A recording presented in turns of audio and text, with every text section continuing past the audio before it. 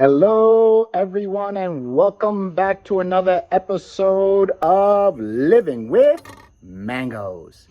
Today, we are going to be talking about this beautiful mango, a fruit punch mango. Look at that beautiful mango. Look at those beautiful colors. The good old fruit punch mango. The fruit punch mango is a seedling of Zill 80 from a breeding done by Gary Zill. The actual letter was the M letter. He usually has the A through Z. The M letter, number 23 on the M row. Fruit punch mango is oval in shape, medium size to big, and develops a nice red blush color on the skin. The flesh is yellow and firm, and it's supposed to be also fiberless. But you know how I always say, we will see. The the seed is monoembryonic, so one tree per seed. Let's see what other data we have here.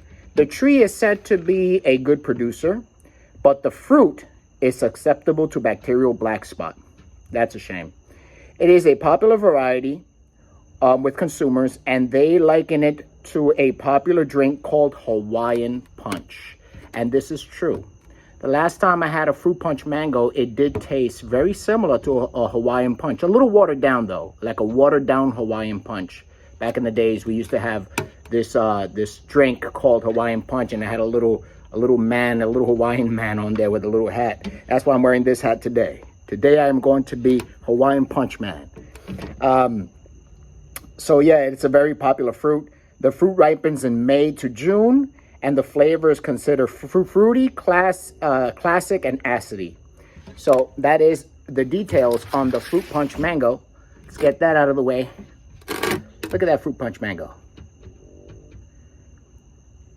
The smell, has a nice flowery smell, a fruity smell, a strong smell when it is ripe. I've had this stored away for a couple of days because it was hard and it was more greenish on the top. And look at the beautiful colors that it came up with. It was green on top, light green on bottom, like a dark green on top, light green on bottom. And look, after a few days, I would say 5 or 6 days, look how beautiful that mango got, the fruit punch mango. And it has a nice flowery taste, a fruity smell. I'm sorry, not a taste, a smell. So let's go into this taste test. Let's find out. It's supposed to be fiberless, so let's see how this cuts. I'm gonna cut straight through. Oh, it cut nice and smoothly. All right. It is juicy. The juice is flowing. Look at that. Oh, wow. The juice is flowing. Look at that. Look at that. The juice is flowing out of this beautiful mango. Woo! All right. Look at that. Beautiful. It's yellowish in color, a little darker yellow in the middle, but it's primarily yellow. I don't see the seed yet, so I'm thinking that the seed to flesh ratio is very good. It probably has a smaller seed and more flesh. So I'm going to put this to the side here, and I'm going to cut this in half. All right, here we go. First test, let's see how it peels.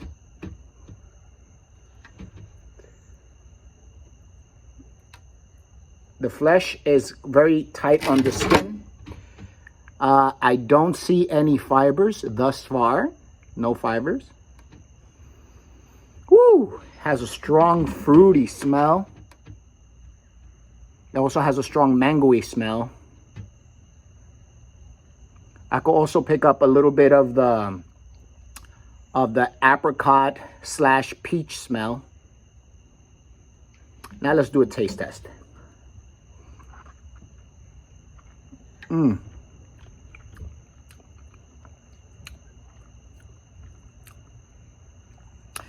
It is very nice and sweet. The Brix are pretty high, up in the mid-20s to slightly above the mid-20s. In a scale from 1 to 10, I will give the sweetness about an 8. An 8 on the sweetness scale from 1 to 10. So that's pretty good. It is fruity. It is sweet. In this particular one, I don't taste any citrus. I'll find out when I get to the skin if there's any citrus next to the skin or any pininess, but so far nothing.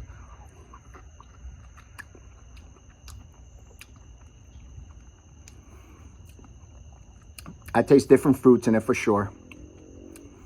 Some peach, a little bit of apricot.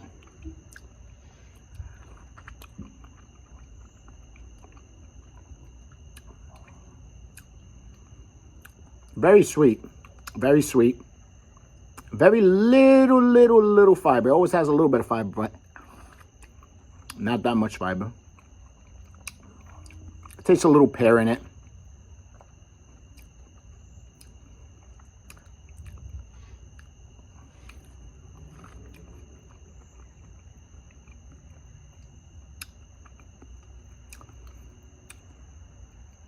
It has a little bit of an aftertaste, like a little bit of that chalkiness, a little chalkiness aftertaste, which I like. I enjoy that little chalkiness aftertaste.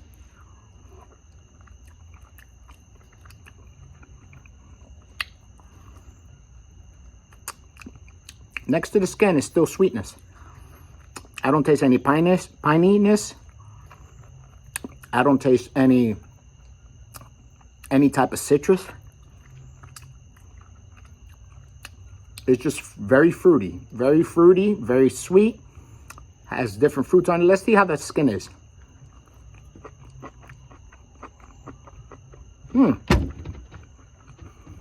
The skin is edible. Actually, let me turn it this way. Even better. When you face that part towards you, towards your tongue, as you're chewing it, you actually get more of this taste, more of the fruity taste when you do the skin taste. So the skin is definitely edible. Good skin. Okay. Now the grading scale. As everyone knows, my grading scale is a little harsh, but a 1 would be a Tommy Atkins, bottom of the barrel. 2, a Kent, bottom. 3 or 4 will be a Kit. A good Kit is hard to find, but I think the Kit is better than the Tommy and the Kent. A perfect 10 in every way will be an orange sherbet. A perfect 10 in every way will be a Sugarloaf. So this particular fruit punch mango, I let it get very ripe and soft. So it's nice and ripe and soft. This is probably why it has more of the sweetness than a strong fruity taste, because the one that I've tasted before was a little firmer and it had more fruity taste on it. This one has more sweet taste, and then you could taste the fruits behind it. Whereas the first one, you could taste a lot of the fruits and the sweetness combined.